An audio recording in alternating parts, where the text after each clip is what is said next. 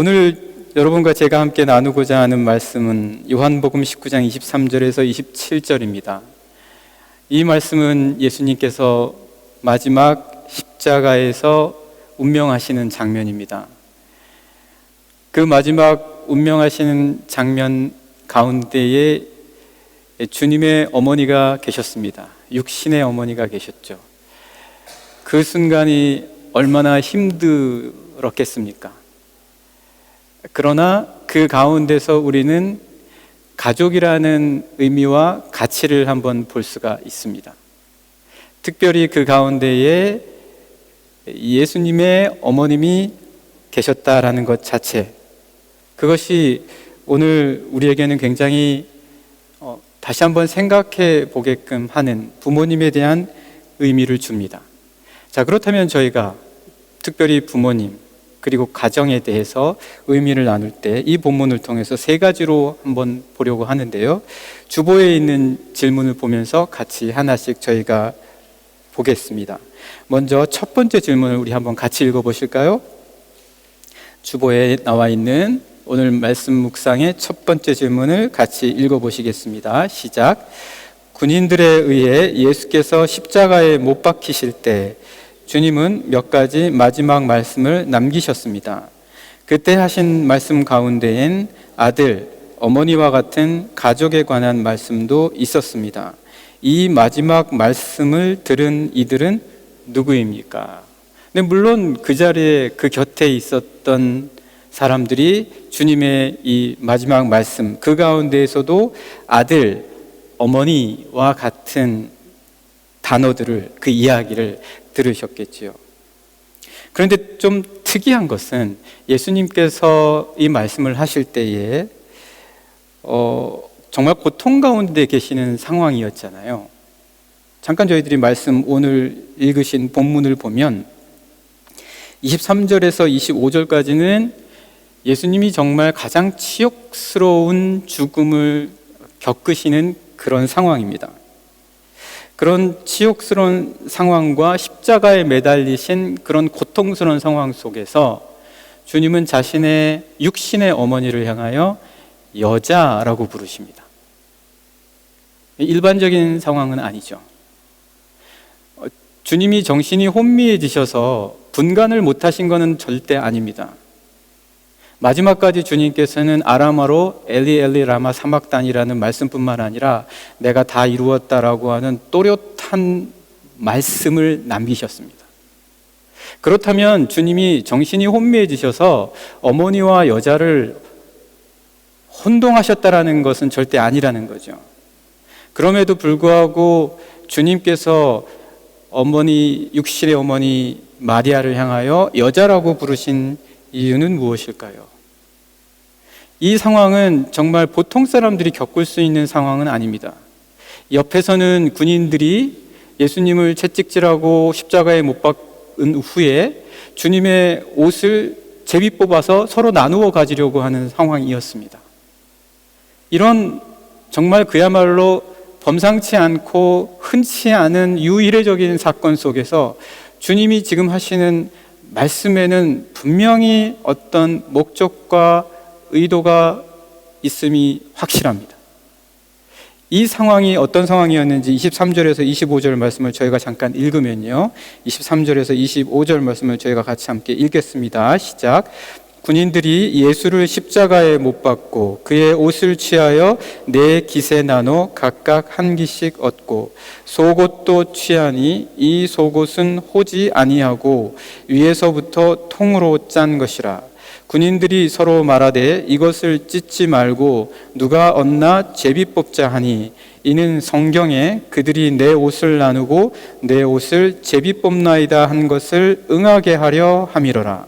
군인들은 이런 일을 하고 예수의 십자가 곁에는 그 어머니와 이모와 글로바의 아내 마리아와 막달라 마리아가 섰는지라. 여러분 생각해 보십시오. 옆에서 군인들이 어떤 사람을 못 박은 다음에 그가 가졌던 옷을 제비 뽑고 나누고 있다. 무서워서 갈 수 있겠습니까? 그 곁에 감히 접근하고 싶어도 접근하기가 쉽지 않았을 거예요. 일단 무서운 거예요. 인간적으로 두려움이 듭니다. 뿐만 아니라 여러분 길거리에서도 지나갈 때에도 언제 어떤 봉변을 당할지 모르는데 밤길을 걸어가는 것도 무섭지 않습니까? 정말 그런 상황인데 옆에서 군인들이 창과 칼을 들고 십자가에 못 박히신 분은 피를 흘리고 있고, 그리고 그분의 옷을 제비 뽑아서 서로 갖겠다고 아웅다웅 대고 있는 그런 상황에서 누가 그 주변에 감히 갈 수가 있겠습니까? 이제 그런 상황에서 주님이 곁을 바라보시는데 그 곁에는 어머니가 계셨다는 겁니다. 그 마지막 순간 누구도 쉽게 곁에 있기가 어려운 상황이었지만 그 상황에 어머니가 계셨다. 호언장담한 제자 여러분 잘 아시죠? 제자들 중에 호언장담하는 제자가 누굽니까? 베드로잖아요. 항상 보면 혼자 다 할 것 같아요. 항상 큰 소리 쳐요. 그런데 보면 중요할 때 꼭 없어요. 어디론가 사라져요. 그런데 말씀 속에 어떤 큰 소리를 친다거나 모든 걸 다 혼자 다 할 것 같아 보이는 장면도 나타나지 않는데도 불구하고 마지막 상황에서 주님의 곁을 떠나지 않고 계신 분이 있었다라는 겁니다. 그분을 지금 주님은 뭐라고 하십니까? 여자라고 부르고 계십니다. 주님이 자신의 어머니를 여자로 부르시는 건 딱 2번입니다. 지금 이 마지막 상황에 주님은 자신의 육신의 어머니를 보고 여자여 이렇게 말씀하십니다. 그러면 또 한 번은 언제입니까? 또 한 번은 요한복음 2장에서 예수님께서 자신의 사역을 처음으로 시작하실 때, 이제 나사렛에서 목수의 일을 하시다가 드디어 성령의 임함으로 자신의 때가 이르렀기 때문에 공생애를 시작하시는 그 첫 순간의 기적을 베푸실 때, 그때 역시 여자라고 말씀을 하시는데 누구에게 여자라고 말씀하시냐면 자신의 육신의 어머니 마리아에게 여자라고 말씀하십니다. 그러니까 결국 예수님께서 자신의 어머니에게 여자라고 말씀하신 것 뿐만 아니라 여자라고 말씀하신 딱 2번이 바로 자신이 하나님의 아들로서 사역을 처음 시작하실 때와 그리고 마지막 마무리하실 때였다라는 겁니다. 그 첫 순간과 마지막 순간을 마치 우리 문장에 괄호를 치듯이 앞뒤로 이 여자가 지켜주고 있습니다. 보호해주고 있습니다. 여러분, 이 안에 괄호 안에 들어가 있는 수식은 그 안에 있는 수식에 의해서 보호를 받아요. 괄호 안에 있는 수식에 의해서 보호를 받습니다. 예수님의 첫 공생애의 시작과 마지막에 여자라는 단어가 나오는데 그 여자는 바로 주님의 육신의 어머니셨다. 그러니까 이것을 한마디로 여러분들께 말씀드리면 정말 주님의 처음부터 마지막까지 잠시도 떠나지 아니하시고 함께 계셨던 분은 누구냐? 어머니셨다는 거예요. 부모님이셨다라는 거예요. 그 어머님은 잠시도 떠나지 않았다라는 거예요. 여러분, 떨어뜨리려고 해도 떨어지지 않는 게 있어요. 아니라고 부인을 해도 부인되지 않는 게 있어요. 원치 않아도 내가 정말 싫어서 받아들이려 하지 않아도 받아들여야만 할 수밖에 없는 것이 있습니다. 마치 우리 인생의 괄호처럼 엮여져 있는 게 있어요. 그게 바로 어머님이시다. 여러분, 어버이 주일입니다. 주님도 육신의 어머니를 사랑하셨습니다. 주님도 육신의 어머니의 첫 시작과 마지막 순간을 이렇게 구별하셨습니다. 오늘 우리 삶에서 바쁘다 보면요, 부모님 구별 못하죠. 바쁘니까요. 내 삶이 정신없고 분주하니까요. 정말 그렇습니다.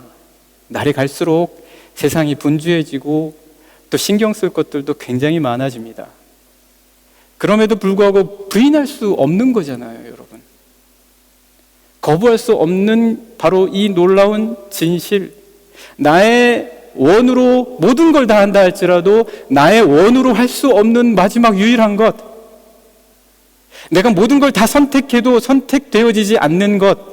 나는 그저 주시는 대로 받아야만 되는 것이 있다라는 것입니다. 사랑하는 영락의 성도 여러분, 우리는 부모님을 통해서 놀라운 사실 하나를 깨닫습니다. 우리가 원해도, 우리가 선택하려 해도 우리의 뜻과는 달리 우리가 받아들여야만 될 수밖에 없는 것이 이 세상에는 존재한다.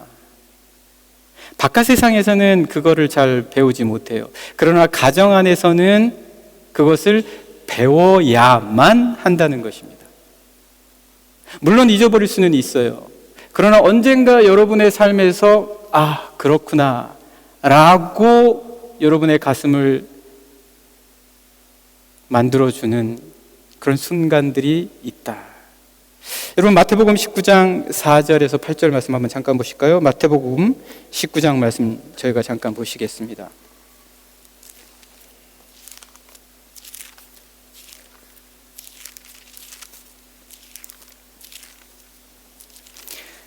우리는 날이 갈수록 이 세상이 세속화가 많이 되어질수록, 과학 문명이 발달할수록 모든 것을 우리가 스스로 다 선택하고, 그리고 우리가 원하는 대로 거의 대부분 다 할 수 있다라고 생각을 해요. 물론 우리의 능력이 부족하거나, 그리고 우리의 지식이 부족하다거나 기회가 되지 않아서 못할 때는 있지만, 여력이 되고 지혜가 되고 재력이 뒷받침되면 뭐든지 할 수 있다라고 생각을 해요. 아마 과학 문명이 발달하면서 더 그렇게 생각하는 것 같습니다. 그러나 그렇지 않다라는 거예요. 마태복음 19장 4절 말씀부터 제가 한 절씩 잠깐씩 보실까요? 같이 보시겠습니다.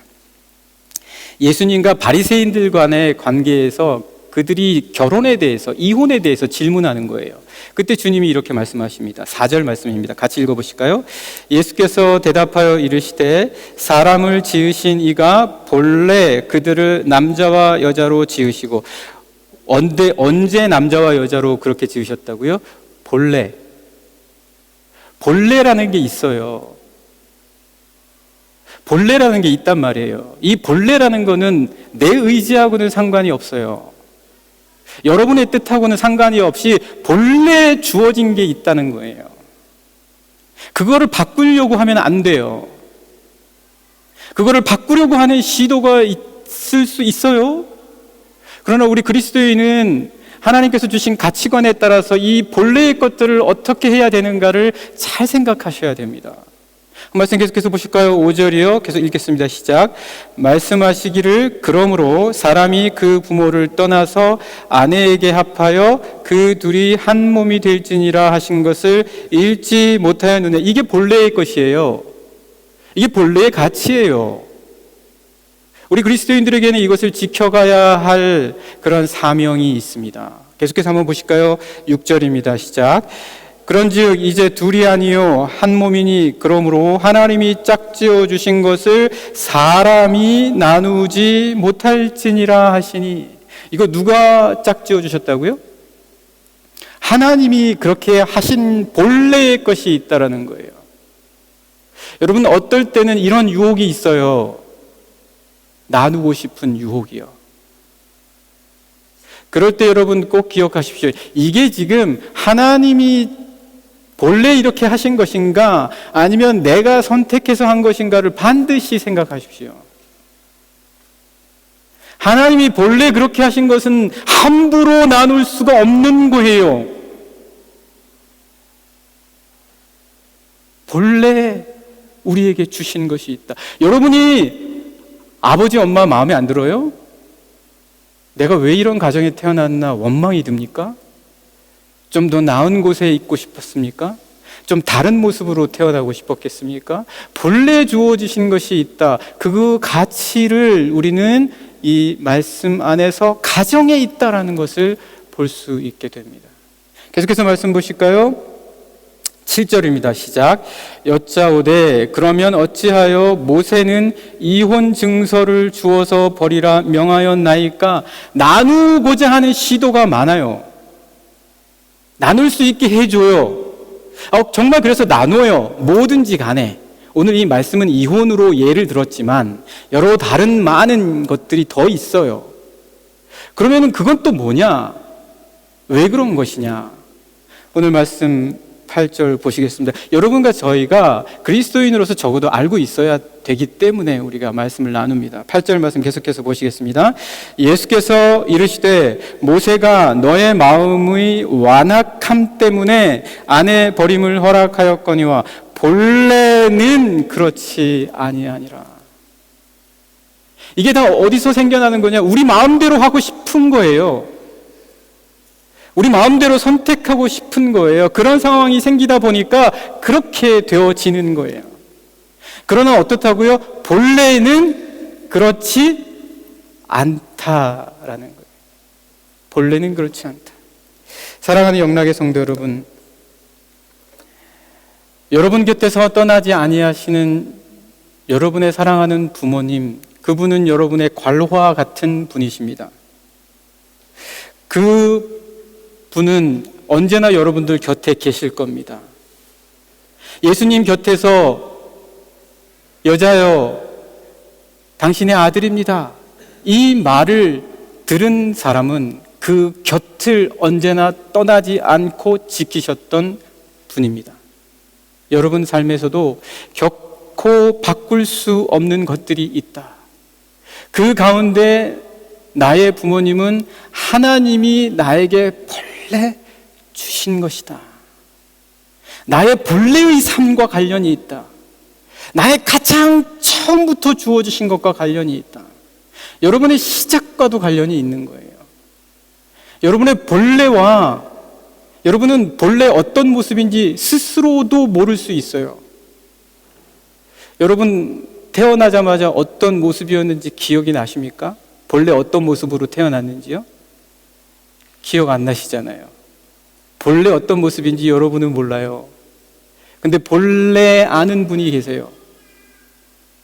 가끔 저도 저희 부모님한테 마음에 막 안 들게 저희 부모님이 저한테 이야기하시고 그러면 가끔 이제 이야기가 주고받지요. 그러다 보면 너가 옛날에는 어땠는지 아냐? 너 옛날에 다 이렇게 해줬더니 그러면 제가 뭐라고 그럽니까?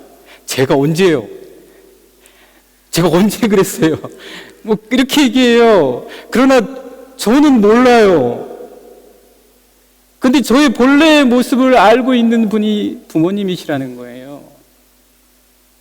그런 모습을 통해서 우리는 하나님께서 우리 본래에게 주신 부모님의 관계가 얼마나 소중한지. 여러분 지금 부모님 아직 건강하실 때 여러분의 본래의 모습을 많이 물어보십시오. 원래 여러분 어땠었는지, 원래 여러분의 모습은 어땠는지. 지금 여러분의 모습과는 달라요.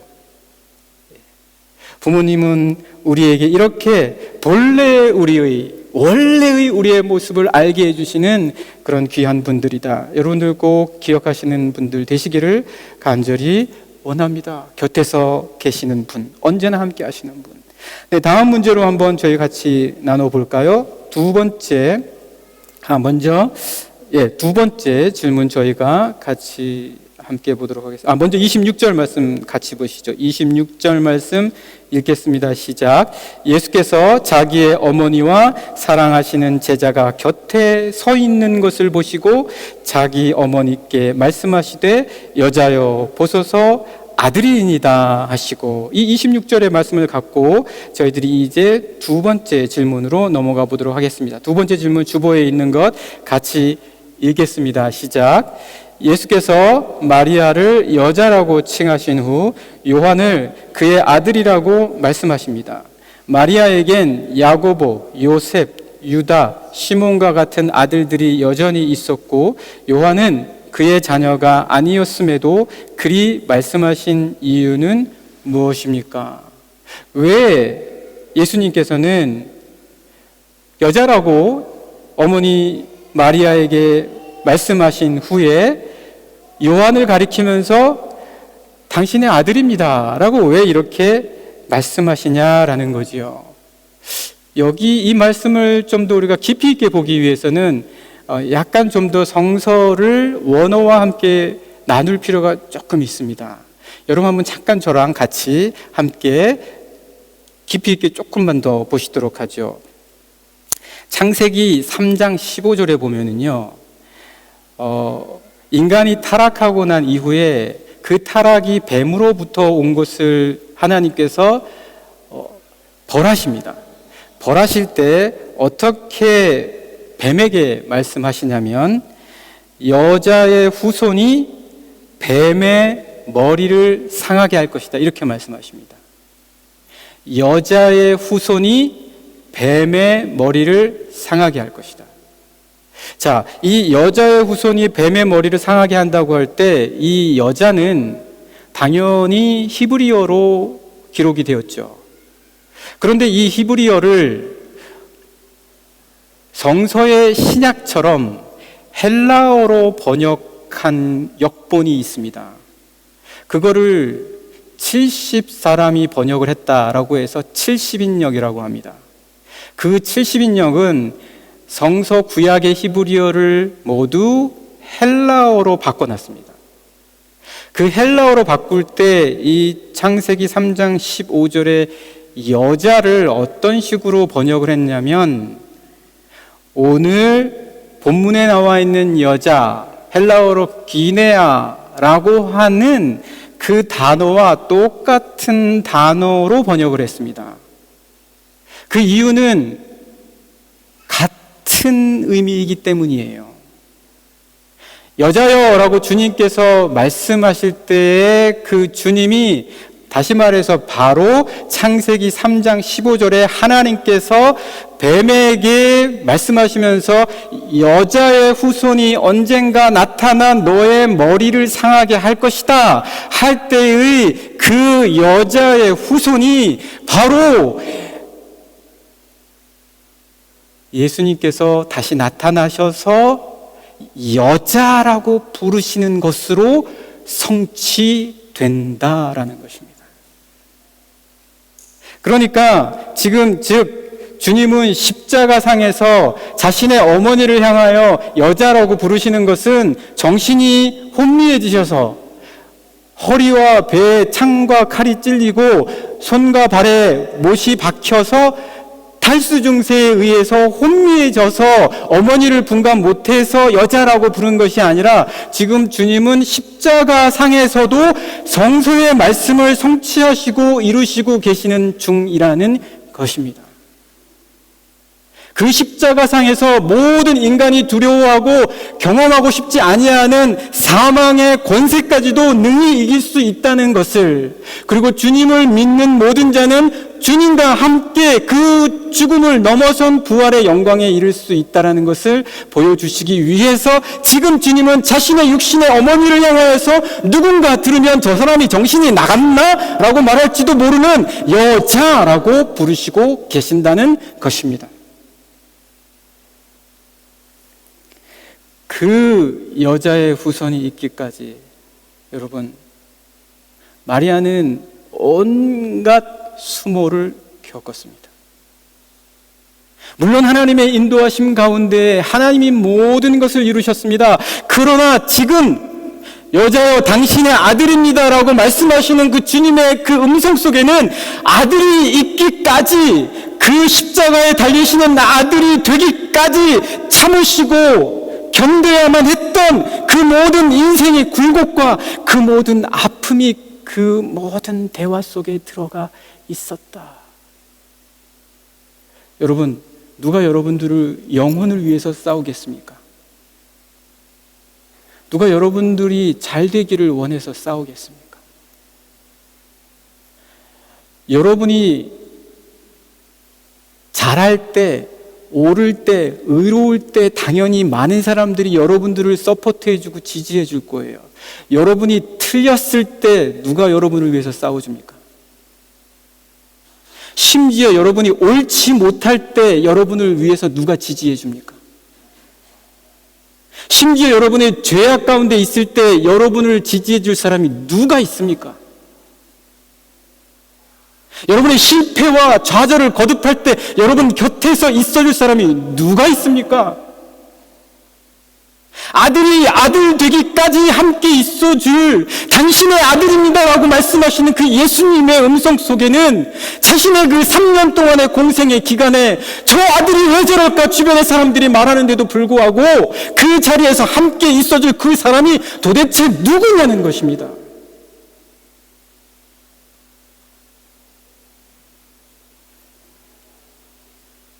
여러분, 부모님밖에는 안 계십니다.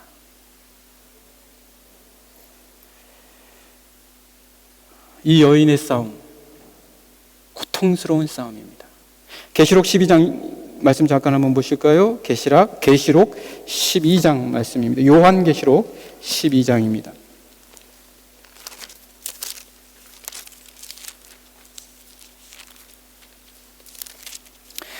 요한계시록 12장 1절에서 6절까지의 말씀에는 한 여인이 나옵니다.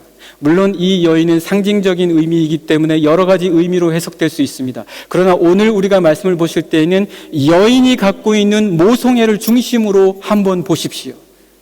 이 여인이 어떤 애를 쓰고 있는지, 이 여인이 어떤 것을 견디고 있는지 한번 보십시오. 1절에서 6절까지입니다. 같이 읽겠습니다. 시작.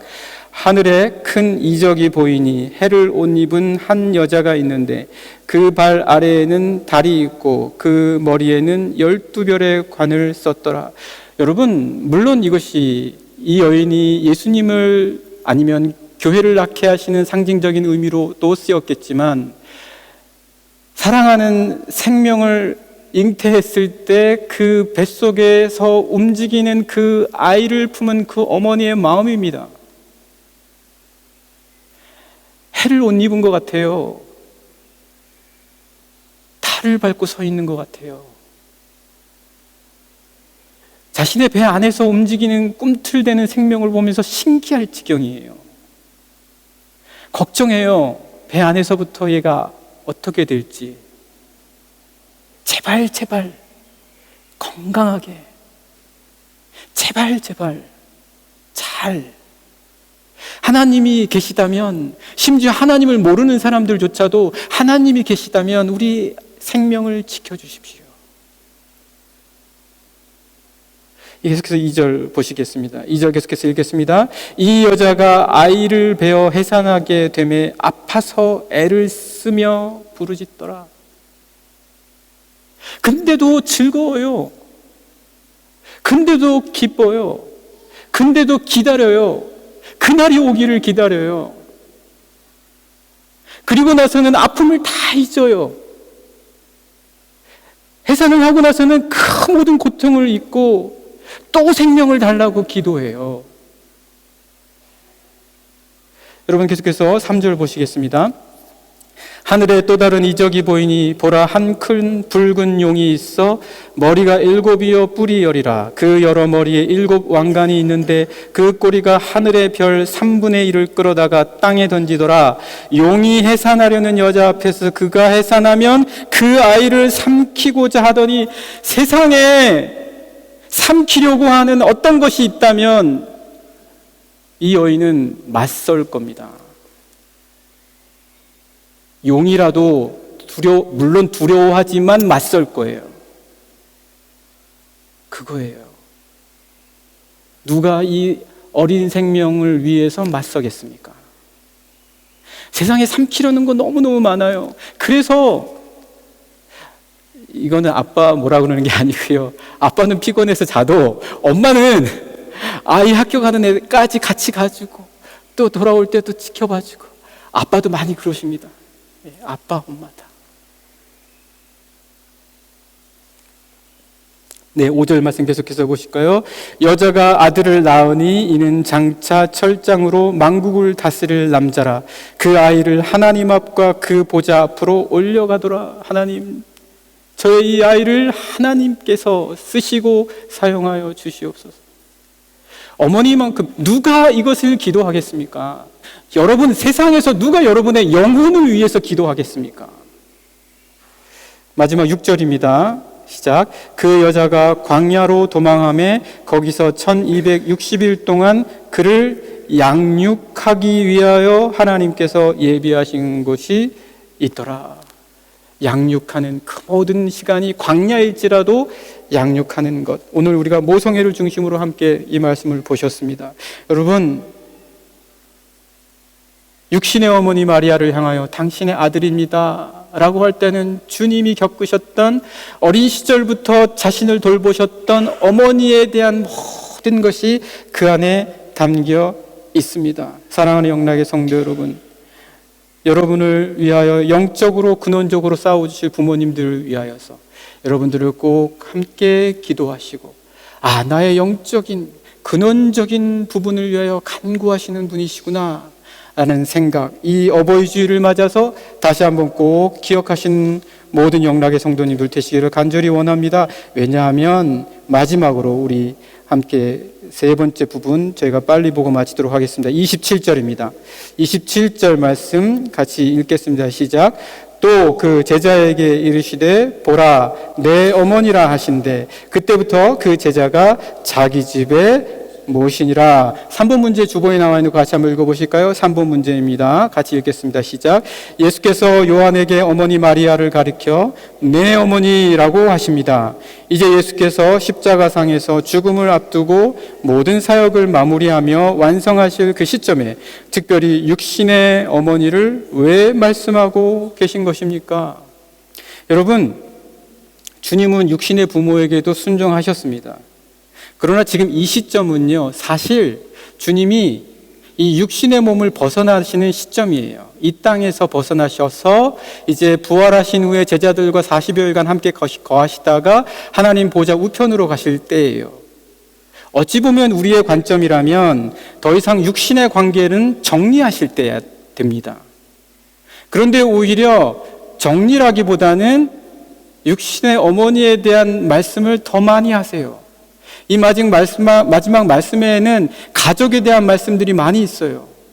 이모 나오죠, 그죠? 이모, 그리고 아들, 그리고 어머니, 이런 단어들이 많이 나오고 있어요. 무엇 때문입니까? 주님은 이 관계야말로 하나님이 창조하신 창조 질서의 가장 강력한 근원이고 본질이기 때문에 첫 것이다라는 것을 존중해 주고 계신 거예요.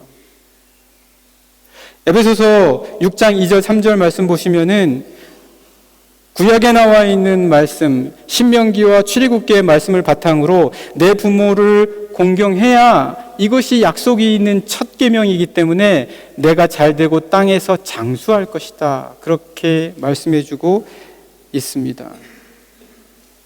사랑하는 영락의 성도 여러분, 이것이 첫 번째 계명이다라는 의미가 무엇입니까?